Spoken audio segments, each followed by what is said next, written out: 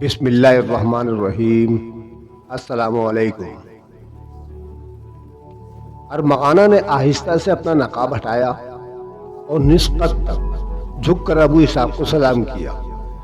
پھر وہ سیدھی کھڑی ہو گئی اور غزنی کے حکمران کی طرف دیکھنے لگی۔ ارمغانہ چاہتی تھی کہ وہ پہلی ہی ملاقات میں ابو اسحاق اس کے بے پناہ حسن کا شکار ہو جائے۔ اسد شیرازی کی بیٹی کو دیکھ کر ابو اسحاق حیران رہ گیا۔ اتنا دل فریب چہرہ آج تک اس کی نظروں سے نہیں گزرا تھا۔ چند لمحوں تک وہ حیرت و سکوت کے عالم میں اس لڑکی کو دیکھتا رہا جو بڑی بے باکی کے ساتھ خلوت شاہی میں تنہا کھڑی ہوئی تھی۔ خاتون، آپ نے کس لیے زحمت کی؟ ابو اسحاق نے بہت نرم اور شائستہ لہجے میں پوچھا۔ اچانک ارمغانہ کا دلکش چہرہ اداس نظر آنے لگا۔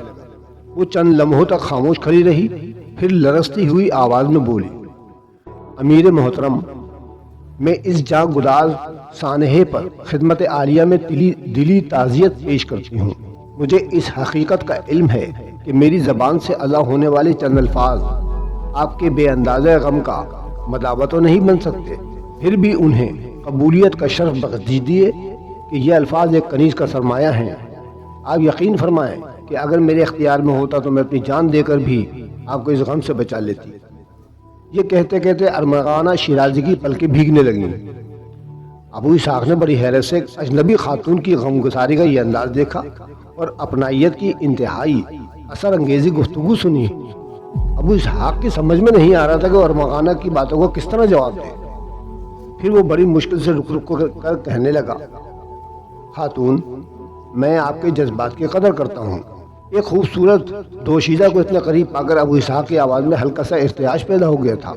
امیر کے انتقال پر ابھی تک کسی شخص نے اس طرح مجھے تعزیت پیش نہیں کی۔ میں آپ کا شکر گزار ہوں کہ آپ نے میرے ذاتی غم کو اتنی شدت سے محسوس کیا۔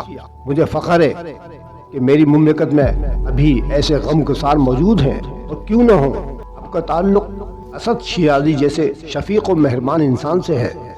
وہ اپنے دل میں ملت اسلامیہ کے لیے گہرا درد رکھتے ہیں۔ میں یہ راز بھی جانتا ہوں کہ اسد شیرازی نے کئی مواقع پر اسلحہ خریدنے کے لیے حکومت کو قرض بھی دیا ہے۔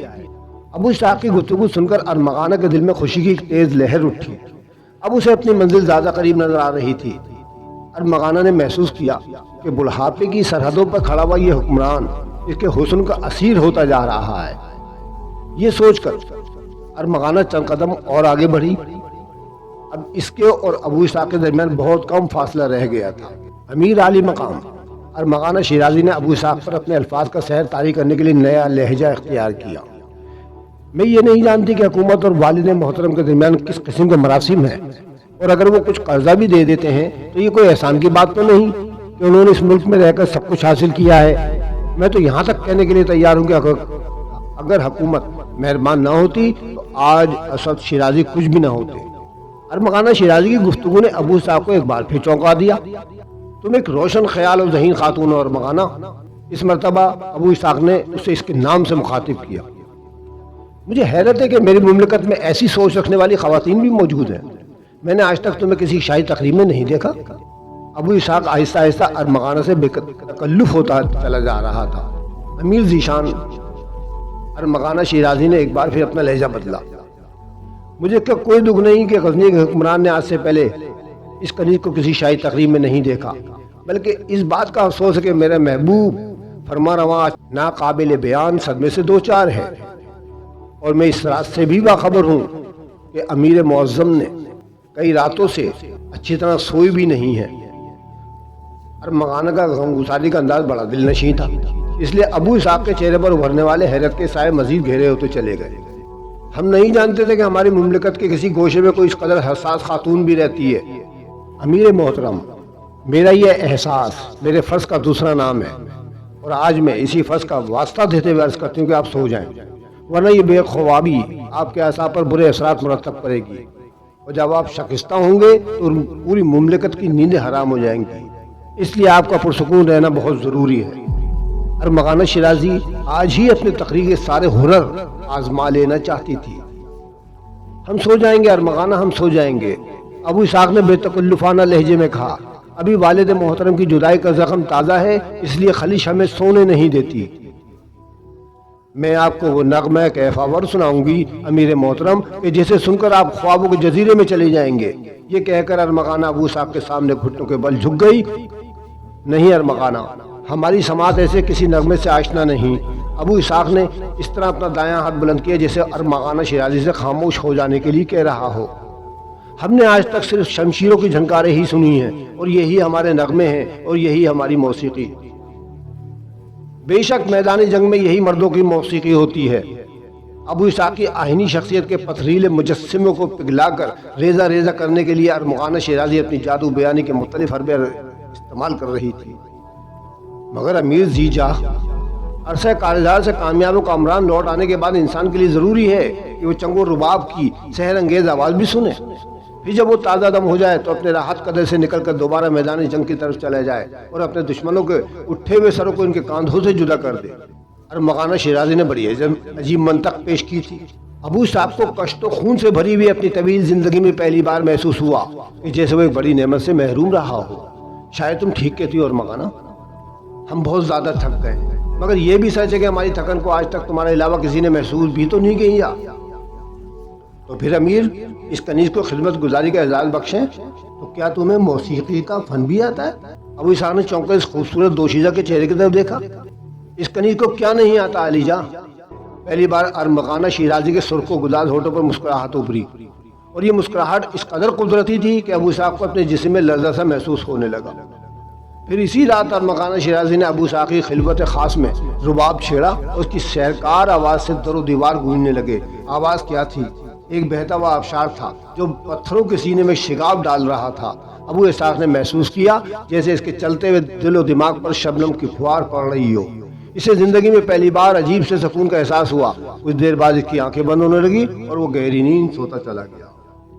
محافظ دستے کے تمام سپاہی حیران و پریشان تھے۔ طویل ملازمت کے دوران یہ پہلا موقع تھا جب ان کے امیر کی خلوت میں کوئی عورت داخل ہوئی تھی۔ سارے محافظ ایک دوسرے کے چہرے کو دیکھ رہے تھے اور آنکھوں ہی آنکھوں میں مختلف قسم کے سوالات کر رہے تھے، مگر کسی کو لب کشائی کی جرت نہیں تھی۔ ایک طرف تو غزنی کے حکمران کا معاملہ تھا اور دوسری طرف ایک بااثر وزیر اسد شیرازی کی بیٹی تھی۔ کوئی کہتا بھی تو کیا کہتا، مگر پھر بھی ایک محافظ نے ہمت کر کے سبکتگین تک یہ خبر پہنچا دی۔ سردار یہ قانونی بات ہے کہ امیر موسیقی سن رہے اور مطربہ کوئی عام کنیز نہیں، وزیر مملکت اسد شیرازی کی بیٹی ارمغانہ ہے۔ سبکتگین کو اس خبر سن کر ایسا محسوس ہوا جیسے کسی دشمن نے پیچھے سے وار کیا ہو اور اس کے سر پر بھاری گرز سے ضرب لگائی ہو۔ چلو میں دیکھتا ہوں، سبکتگین نے گھبرائے ہوئے لہجے میں کہا اور محافظ کے ساتھ ساتھ تیز قدموں سے چلتا ہوا ابو اسحاق کی خلوت خاص تک پہنچا۔ خوابگاہ کا دروازہ بند تھا اور اندر سے رباب کی مدھم آواز ابھر رہی تھی۔ اگرچہ سبکتگین ابو اسحاق کے بہت قریب تھا اور محافظ دستے کا نگران اعلیٰ ہونے کے سبب اس کی ذمہ داریاں بھی بہت زیادہ تھیں، لیکن موجودہ صورتحال انتہائی نازک اور سنگین تھی۔ با اختیار ہونے کے باوجود وہ ابو اسحاق کی خلوت میں کسی قسم کی مداخلت نہیں کر سکتا تھا۔ مجبوراً دروازے پر کھڑا ہو کر انتظار کرنے لگا کہ کب وہ محفل موسیقی ختم ہو، ارمغانہ شیرازی خوابگاہ سے باہر آئے اور وہ امیر سے پوچھے کہ آپ کو یہ شوق کب سے ہو گیا؟ آپ کے بزرگوار نے تو کبھی کسی محفل موسیقی کا اہتمام نہیں کیا اور ان کی خلوت میں تو کبھی کوئی مطربہ داخل بھی نہیں ہوئی۔ سبکتگین کے ذہن میں ایسے بہت سے سوالات کسی آندھی کی طرح اٹھ رہے تھے اور اس کے سوالوں کا جواب دینے والا ارمغانہ کی سحر انگیز آواز سے لطف اندوز ہو رہا تھا۔ سبکتگین خوابگاہ کے سامنے مسلسل ٹہل رہا تھا اور دل ہی دل میں اپنے امیر کی سلامتی کے لیے دعائیں کر رہا تھا۔ ابھی سبکتگین کی زیر لب دعائیں جاری تھیں کہ یکا یک خوابگاہ کا دروازہ کھلا اور ارمغانہ شیرازی ایک ادائے خاص کے ساتھ چلتی ہوئی کمرے سے باہر آئی۔ ارمغانہ کو دیکھ کر تمام سپاہی گھبرا گئے اور انہوں نے گردنیں جھکا لی۔ اسد شیرازی کی بیٹی آہستہ آہستہ آگے بڑھی اور سبکتگین کے قریب پہنچ کر ٹھہر گئی۔ امیر کئی راتوں کے بعد گہری نیند سوئے ہیں۔ سرگوشی کے انداز میں ارمغانہ کی مترنم آواز ابھری اور پھر وہ آہستہ آہستہ تیز قدموں سے اپنے مکان کی طرف چلتی چلی گئی۔ رات کے پچھلے پہر ارمغانہ اپنے مکان میں داخل ہوئی۔ اسد شیرازی جاگ رہا تھا۔ بیٹی کو دیکھتے گھبرا کر اٹھا اور تیزی سے آگے بڑھا، مگر چند قدم چلتے ہی لڑکھڑا کر گر گیا۔ اسد شیرازی رات بھر شراب پیتا رہا تھا، اس لیے اب اس کی ٹانگیں اس کے جسم کا بوجھ اٹھانے کے قابل ہی نہ رہی تھیں۔ باپ کو گرتے دیکھ کر ارمغانہ تیزی سے آگے بڑھی اور اسد شیرازی کو اٹھاتے ہوئے بولی، بابا جانا آپ کے چوٹ تو نہیں لگی؟ نہیں بیٹی، شیرازی مسکرایا۔ ان قیمتی قالونوں کا یہی تو سب سے بڑا فائدہ ہے کہ اگر انسان گر بھی جائے تو اس کے چوٹ نہیں لگتی۔ میں بالکل ٹھیک ہوں، مگر تم بتاؤ۔ اشر شیرازی نے اپنی بات مکمل چھوڑ دی۔ بابا، آرا من کا کرم ہے کہ اس نے مجھے میرے اندازوں سے زیادہ کامیابی عطا کی۔ کچھ دیر تک امیر ابو اسحاق اپنے بزرگوں کی روایتوں کے حوالے دیتا رہا۔ ایسا لگتا تھا جیسے وہ اپنے مذہبی خیالات کے قول سے باہر آنے پر رضامند ہی نہیں ہوگا، مگر میں نے آپ کے سکھائے ہوئے فن تقریر کا سہارا لیا اور پھر جلد ہی میری آنکھوں نے امیر کے آہنی مجسمے کے پگھلنے کا منظر بھی دیکھ لیا۔ لوگ کہا کرتے تھے کہ وہ ایک فولادی انسان ہے، لیکن میرا تجربہ مجھے یہ بتاتا ہے کہ سارے دعوے غلط تھے۔ وہ تو رباب کے تاروں کی ایک ہلکی سی ضرب سے ٹوٹ کر بکھر گیا۔ مجھے یقین ہے کہ دنیا کی کوئی طاقت امیر ابو اسحاق کو دوبارہ جمع نہیں کر سکتی۔ یہ کہتے کہتے ارمان خانہ کے سرخ و گداز ہونٹوں پر ایک فاتحانہ مسکراہٹ ابھر آئی، جیسے اس نے تنہا غزنی کے تمام لشکروں کو شکست دے دی ہو اور امیر ابو اسحاق کو ہمیشہ کے لیے فتح کر لیا ہو۔ مجھے یقین ہے بیٹی، مجھے یقین ہے۔ نشے کی زیارتی کے سبب اسد شیرازی کی آواز بری طرح لڑکھڑا رہی تھی، مگر تمہیں سبکتگین نے تو نہیں دیکھا؟ مدہوشی کے باوجود اسد شیرازی بہت ہوش کی باتیں کر رہا تھا۔ محافظ اعلیٰ کی حیثیت سے سبکتگین وہاں موجود تھا اور انتہائی بے چارگی کے عالم میں اپنی شخص کا یہ منظر دیکھ رہا تھا۔ ارمغانہ کے ہونٹوں کی مسکراہٹ کچھ اور گہری ہو گئی۔ جب امیر ابو اسحاق ہی میرے قدم پر جھک گیا تو پھر سبکتگین کی کیا حیثیت ہے؟ وہ کل بھی غلام زادہ تھا اور آج بھی غلام زادہ ہے۔ یکا یک ارمغانہ کا چہرہ نفرت اور غصے کی آگ سے جلنے لگا۔ بیٹھ جاؤ بیٹی، بیٹھ جاؤ، اسد شیرازی نے جھومتے ہوئے کہا۔ باپ کا حکم پاتے ہی ارمغانہ سامنے کی نشست پر بیٹھ گئی۔ تم بہت جذباتی ہو رہی ہو اور شاید یہ تمہاری نوجوانی کا تقاضا ہے۔ اس عمر میں انسان اپنے سرکش جذبوں کا مغلوب ہوتا ہے۔ اسد شیرازی نے ایک ایک لفظ پر زور دیتے ہوئے کہا۔ اب سبکتگین اتنا بے دست و پا بھی نہیں ہے کہ تم اس موجودگی کو یکسر انداز کر دو۔ وہ ایک ذہین نوجوان ہے اور امیر ابو اسحاق کے مزاج میں گہرا دخل رکھتا ہے۔ تمہیں اپنا ہر قدم بہت احتیاط سے اٹھانا ہوگا۔ تمہاری ایک لغزش تمہیں تباہی اور پستی کے تاریخ غاروں کی طرف بھی لے جا سکتی ہے۔ اور سنو، میری آخری بات یاد رکھنا کہ سیاست میں کسی موسم اور کسی رشتے پر اعتبار نہیں کیا جا سکتا۔ ارمغانہ نے اس بات میں سر کو جنبش دی، مگر وہ دلی طور پر باپ کے اس مشورے سے مطمئن ہی نہ تھی اور اس بے اطمینانی کی وجہ اس کا حد سے بڑا ہوا اعتماد تھا۔ دوسرے دن دربار میں سبکتگین کی ملاقات ابو اسحاق سے ہوئی۔ امیر آج بہت پرسکون نظر آ رہا تھا۔ کچھ دیر بعد دربار برخاست ہو گیا تو سبکتگین نے ابو اسحاق سے پوچھا، امیر محترم کے مزاج کیسے ہیں؟ سبکتگین، کل رات بہت دنوں بعد ہم گہری نیند سوئے، اس لیے طبیعت ذرا ہلکی محسوس ہو رہی ہے، امیر بولا۔ سبکتگین انتظار کر رہا تھا کہ شاید امیر ابو اسحاق ارمغانہ شیرازی کی سجائی ہوئی محفل موسیقی کا ذکر کرے، مگر جب غزنی کے حکمران نے گزشتہ رات کے کیف آور ہنگامے کا کوئی حوالہ نہیں دیا تو وہ خاموش رہا اور پھر بولا، امیر، خدا آپ کی نیندوں کو برقرار رکھے۔ ابھی ایک معمول سا بن گیا تھا کہ نماز عشاء سے فارغ ہوتے امیر ابو اسحاق ارمغانہ شیرازی کو اپنی خلوت خاص میں طلب کر لیتا اور نصف شب تک اس خوبصورت مطربہ سے سحر انگیز نغمے سنتا رہتا۔ کبھی کبھی یہ محفل موسیقی اتنی طویل ہو جاتی کہ امیر کے خوابگاہ میں رات کے پچھلے پیر تک ہنگامہ ساز و آواز بڑھتا رہتا۔ اس شب بیداری کے سبب یوں بھی ہوتا کہ امیر ابو اسحاق دن چڑھے تک سوتا رہتا اور اس کی فجر کی نماز بھی قضا ہو جاتی۔ ارمغانہ شیرازی اپنی ان کامیابی پر بہت مسرور تھی اور کبھی کبھی تصورات کی دنیا میں ان منظر بھی دیکھ لیتی تھی کہ غزنی کا فرما روا اس کے سر پر تاج زر نگار سجا رہا ہے۔ پھر جاگتی آنکھوں سے دیکھے جانے والے ان خوابوں کا تسلسل ٹوٹ جاتا اور ارمغانہ شیرازی امیر ابو اسحاق کے خوابگاہ میں اپنے آپ کو فرش پر بیٹھا ہوا پاتی۔ اسے اس لمحے کا انتظار تھا جب امیر ابو اسحاق جذبات سے مغلوب ہو کر دیوانہ وار پکار اٹھتا، ارمغانہ، یہاں آؤ، ہمارے قریب بیٹھو۔ مگر ابھی وہ لمحہ نہیں آیا تھا۔ غزنی کے حکمران کے اتنے قریب پہنچنے کے بعد بھی اس کے خواب روز اول کی طرح پیاسے تھے۔ تاہم اس کی نغمہ سرائی سے خوش ہو کر ایک دن ابو اسحاق نے کہا، ارمغانہ، آج تک تم نے ہم سے اپنی اس خدمت گزاری کا کوئی معاوضہ طلب نہیں کیا اور ہم خود بھی اقتدار کے ہنگاموں میں تمہارے فن کا اعتراف نہ کر سکے، مگر آج تم کچھ نہ کچھ ضرور مانگو۔ ہم تمہاری خواہشوں کی تکمیل کرتے ہوئے بہت زیادہ خوشی محسوس کریں گے۔ امیر ابو اسحاق کے الفاظ سن کر ارمغانہ شیرازی کے دل کی دھڑکنوں میں توازن برقرار نہیں رہا۔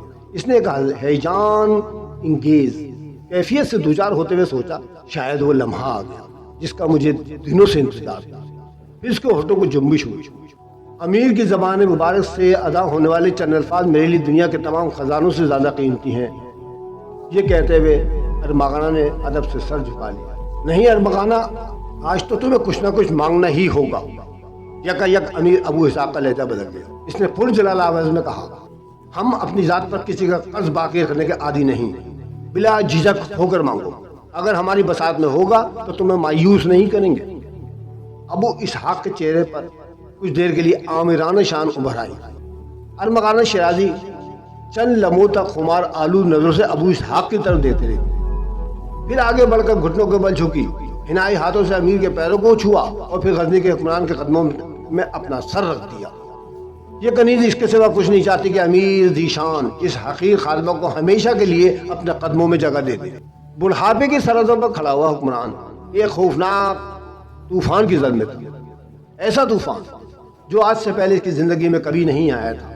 अरमगाना शिराजी की इतनी कुर्बत पाकर अबू इसहाक को महसूस हुआ कि कसर शाही में जलजला आ गया और इसकी ख्वाबगाह के दरो दीवार खुद इस पर घिरे जा रहे हैं। अमीर अबू इसहाक कुछ देर तक तो इस तूफान से लड़ता रहा, मगर जब पागल हवाओं और पानी के खुनख्वार मौजों ने ज्यादा सरकशी इख्तियार कर ली तो गजनी का हुक्मरान अपने नरम बिस्तर से उठकर पत्थर के सख्त फर्श पर खड़ा हो गया। अरमगाना शिराजी ने बड़े ताज्जुब से अमीर अबू इसहाक की तरफ देखा। इसे यकीन नहीं आ रहा था कि एक कमजोर दीवार इतने खौफनाक तूफान में भी अपनी जगह कायम रह सकती है। तुम इस वक्त जाओ अरमगाना, हमें तनहा छोड़ दो। हम तुम्हारी इस ख्वाहिश पर संजीदगी से गौर जरूर करेंगे, मगर कोई वादा नहीं करेंगे। अरमगाना एक अजीब सी सरशारी के आलम में उठी। उसने अपनी जिंदगी के संगलाख रास्ते को बड़ी आसानी से तय कर लिया था और अब वो फतह के निशान से सिर्फ चंद गज के फासले पर खड़ी थी। अरमगाना ने झुककर अमीर को रुखसती का सलाम किया और आहिस्ता आहिस्ता एक शान बेनियाजी के साथ चलती हुई ख्वाबगाह के दरवाजे से बाहर निकल गई। बाहर आते ही अरमगाना ने सबुक्तगीन को देखा जो हिज़्ब मबूल शदीद बेकरारी की हालत में टहल रहा था। वो गुज़िश्ता कई दिनों से यही एक मंजर देख रही थी कि जब अमीर की ख्वाबगाह में दाखिल होती तो दरवाजे पर आम पहरेदार मौजूद होते, लेकिन जब वापस आ जाती तो वहाँ दूसरे मुहाफिजों के बजाय सबुक्तगीन तनहा नजर आता था। और आज भी ऐसा ही हुआ था। अरमगाना शिराजी चंद लम्हों के लिए रुकी और सबुक्तगीन को अजीब सी नजरों देखती हुई चली गई। कई रोज से अरमगाना का यही अमल था, मगर आज सबुक्तगीन ने महसूस कर लिया कि इसकी फितनाकार आंखें कोई और ही अफसाना सुना रही थी। चुनाचे इसी वक्त सबुक्तगीन ने फैसला कर लिया कि कल वो अमीर अबू इसहाक से इस मौजू पर जरूर गुफ्तगू करेगा। इसके बाद चाहे इसे अपनी मुलाजमत से ही क्यों ना दस्तबरदार होना पड़े या फिर वो अमीर के किसी दूसरे इताब का निशाना बन जाए। ये सोचकर सबुक्तगीन अपने मकान की तरफ चला गया। इस फैसले ने इसे बहुत दिनों के जहनी अजाब से निजात बख्श दी थी, मगर दूसरी तरफ अमीर अबू इसहाक बहुत ज़्यादा मुस्तरिब और परेशान नजर आ रहा था। इसने रात का बाकी हिस्सा अपने ख्वाबगाह में टहल टहल कर गुजार दिया। अबू इसहाक के कानों में बार बार अपने बाप अमीर अलतगीन की वसीयत गूंज रही थी। मरहूम फरमा रवा ने बेटे को तंबी करते हुए कहा था कि हमेशा अपनी तलवार की आबोताब कायम रखना, लेकिन अरमगाना शिराजी की आमद ने सब कुछ ज़ेरो ज़बर कर दिया था। अब वो शमशीरों की झनकार सुनकर पुरसुकून होने के बजाय रबाब के तारों में पनाह ढूंढता फिर रहा था। अबू इसहाक मौसीकी के कमज़ोर हजार को तोड़कर बाहर निकल सकता था, मगर इसके दिलो दिमाग पर अरमगाना शिराजी के हुस्न की गिरफ्त रोज़ बरोज़ मजबूत होती चली जा रही थी। और अब वो वक्त आ चुका था कि अबू इसहाक को अपनी ज़िंदगी के इस नए मोड़ पर पहुंचकर एक नहायत अहम फैसला करना था। आखिर इसी कशमकश में फजर की अजान हो गई और मौज़िन अल्लाह की किबरियाई बयान करने लगा। अबू इसहाक ने नमाज फजर अदा करी और बहुत देर तक अपने लिए हिदायत गैबी की दुआएं करता रहा। दूसरे दिन दरबार बर्खास्त होते ही सबुक्तगीन अबू इसहाक से मिला और तन्हाई में कुछ बातें करने की मोहलत मांगी। अबू इसहाक सबुक्तगीन को लिए हुए अपने एक मखसूस कमरे में दाखिल हुआ और सवालिया नज़रों से गजनी के सपे सलार की तरफ देखने लगा। सबुक्तगीन ने अरमगाना शिराजी की आमद और कई माह से जारी रहने वाली मौसीकी महफिलों का जिक्र करते हुए कहा, यह बात अमीर के शायाने शान नहीं कि वो बाप दादा की रविश को छोड़कर इस वज़ीरज़ादी की आवाज़ के फितने में गुम हो जाएं, जो महज इक़्तिदार तक पहुँचने के लिए एक शर्मनाक खेल खेल रही है। सबुक्तगीन का अंदाज़ तकातुब देख कर अबू इसहाक के माथे पर करीब बल पड़ गए, लेकिन बोला कुछ नहीं।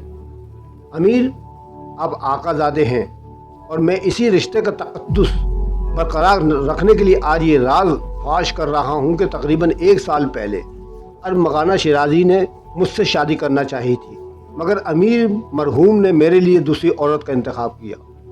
میں بہت دنوں سے آپ کی خوابگاہ کے باہر رات بھر کڑے رہ کر اس کی عام کو دیکھتا رہتا ہوں، مگر آج قوت برداشت جواب دے گئی تو حرف شکایت اپنی زبان تک لے آیا ہوں۔ اگر ایک غلام کی یہ بے ادبی و گستاخی مزاج شاہی پر گراں گزرے تو یہ نمک خوار غزنی سے نکل کر خدا کی زمین کے کسی گمنام گوشے میں چلا جائے گا، لیکن آپ بروز حشر گواہ رہیے گا کہ میں نے حق نمک ادا کر دیا ہے۔ خدا کی قسم وہ بے کردار لڑکی آپ کے لائق نہیں، وہ تو عام سے راستوں کی اڑتی ہوئی خاک ہے جو قبائل شاہی کو داغدار کر کے ملکہ بننے کے خواب دیکھ رہی ہے۔ یہ کہہ کر سبکتگین نے کمر سے اپنی تلوار کھولی اور ابو اسحاق کے سامنے رکھتے ہوئے بولا، آقا اپنی امانت واپس لے لیجئے کہ یہ کمزور انسان اس امانت کا بوجھ نہیں اٹھا سکتا۔ یک سبکتگین کی آنکھوں سے آنسو بہنے لگے۔ ابو اسحاق بہت دیر تک حیرت و پریشانی کے عالم میں سبکتگین کو دیکھتا رہا۔ اس کے چہرے پر مختلف رنگ ابھر رہے تھے۔ پھر وہ آہستہ لہجے میں بولا، سبکتگین تم نے تلوار کیوں کھول دی؟ صرف اس لیے آقا کہ شاید غلام کی یہ گستاخی آپ سے برداشت نہ ہو سکے، یہی سوچ کر میں نے اپنی بے ادبی کی سزا خود ہی تجویز کر لی۔ شدت جذبات سے سبکتگین کی آواز لرز رہی۔ سبکتگین نہ تو تم غلام ہو اور نہ میں آقا، ابو اسحاق نے اسی شفیق و مہربان لہجے میں کہا۔ امیر البتگین کے رشتے سے تم میرے بھائی ہو اور مجھے فخر ہے کہ آج تم نے بھائی ہونے کا حق ادا کر دیا۔ کیا تم یہ سمجھتے ہو کہ میں ایک مطلبہ کے لیے تم جیسے جانثار کو اپنے آپ سے جدا کر دوں گا؟ نہیں، ایسا کبھی نہیں ہوگا۔ مجھے اپنے اس عمل پر بہت ندامت ہے۔ بس کچھ دیر کے لیے آنکھوں کے سامنے اندھیرا سا چھا گیا تھا، مگر جب تم نے مجھے پکارا تو ساری تاریکیاں فنا ہو گئیں اور بزرگوں کا قائم کیا ہوا روشنی کا مینار صاف نظر آنے لگا۔ اب میری آنکھوں کے سامنے کوئی دھند نہیں، کوئی غبار نہیں۔ اب اطمینان رکھو کہ آج کے بعد ارمغانہ شیرازی میری خوابگاہ میں کبھی داخل نہیں ہوگی۔ سبکتگین نے بے قرار ہو کر امیر ابو اسحاق کے ہاتھوں کو بوسہ دیا اور بہت دیر تک روتا رہا اور بولا، امیر خدا آپ کی عمر دراز کرے کہ میری آنکھوں نے آج تک اس حالت ظرفی کا کوئی دوسرا مظاہرہ نہیں دیکھا۔ پھر اسی رات ارمغانہ شیرازی امیر ابو اسحاق کے خوابگاہ میں داخل ہوئی۔ آج وہ تمام دنوں سے زیادہ خوبصورت اور آراستہ نظر آ رہی تھی، مگر اس وقت ارمغانہ کا شاداب چہرہ دھواں ہو گیا جب امیر ابو اسحاق نے اس کے داخل ہوتے ہی شدید ناگوار لہجے میں کہا، ارمغانہ ہم نے بہت غور کیا، مگر موسیقی کو ہماری پتھروں جیسی فطرت سے کوئی مناسبت نہیں۔ ہم صرف نغمہ شمشیر سننے کے عادی ہیں، ہمیں کوئی دوسرا نغمہ راس آتا ہی نہیں، اس لیے تم اپنا رباب اٹھاؤ اور ہمارے خلوت کرتے ہوئے چلی جاؤ۔ یہ کہہ کر ابو اسحاق نے اشرفیوں سے بھری ایک تھیلی ارمغانہ شیرازی کی طرف بڑھائی، اور یہ دیکھو، یہ تمہاری خدمت گزاری کا انعام ہے۔ ہم تمہیں اپنے قدموں میں تو کیا اس کمرے کے ایک گوشے میں بھی جگہ نہیں دے سکتے۔ ارمغانہ اس قسم کے جواب کے لیے تیار ہی نہ تھی۔